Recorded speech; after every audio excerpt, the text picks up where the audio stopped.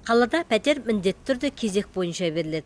Өткен жылы кезек бойынша 118 пәтер бөлінсе, жас отбасы бағдарламасы бойынша 106 отбасы баспаналы болған. 117 кварталда әрқайсысы 105 пәтерден тұратын 3 тұрғын үй қалпына келтірілген болатын. Олар кезек бойынша және жас отбасы бағдарламасы бойынша берілген. Сонымен қатар Теміртаулық тұрғындар ескі қалада қалпына келтірілген үйлерден де пәтер алды. Школьный 55 үйден кезек бойынша тұрғандар, ал Тольятти 46 үйден жас отбасы бағдарламасы бойынша кезекте тұрғандар баспаналы болды.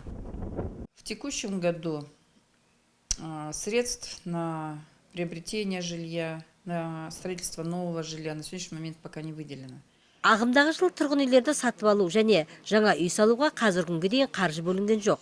Биылғы жылы көбіне баспана коммуналдық меншік қорынан пәтерлерден бөлінеді, ал сот шешімі бойынша коммуналдық меншікке қайта алынған пәтерлер. Биылғы жылы мұндай пәтерлер саны аз. Жалпы 2015 жылда пәтер кезегінде 2241 отбасы тұрса, оның 939 әлеуметтік аз қамтылғандар, 681 жетім балалар.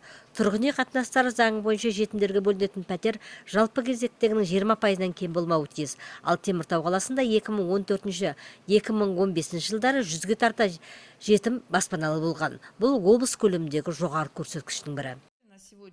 Бүгінгі күні пәтер кезегінен шығарылғаны, алынғаны бар. Бірге есептегенімізде 2261 отбасы кезекте тұр. Пәтер кезегіне тұрғандар саны өсіп отыр.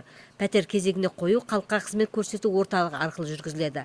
Азаматтар өтініш жазып, тиісті құжаттарын тапсырады. Осыдан кейін тұрғын үй комиссиясында қаралады. Вера Губердің айтуынша, биылғы жылы пәтер тек коммуналдық қордан ғана бөлінеді, ал тұрғын үйлерді қалпына келтіруге болмаса, үй салуға қаржы бөлінбеген. Сондықтан да пәтер бөлу мәселесі биылда қиындай түсетіні белгілі. Көбіне бізді пәтерді кезексіз беріп жатыр деген кінә тағушылар жиі кездеседі. Мен бірден ескертемін, бұл мүмкін емес. Пәтер кезегі қалалық әкімшіліктің сайтына қойылған. Мұнымен бірге бұл тізім Қарағанды облыс әкімінің сайтына да салынған. Бәрі ашық түрде, кез келген уақытта ашып қарауға болады. Кезексіз пәтер бөлу мүмкін емес. Акимата Карагандинской области. У нас становятся в очередь люди по специальной программе. То есть это все электронно.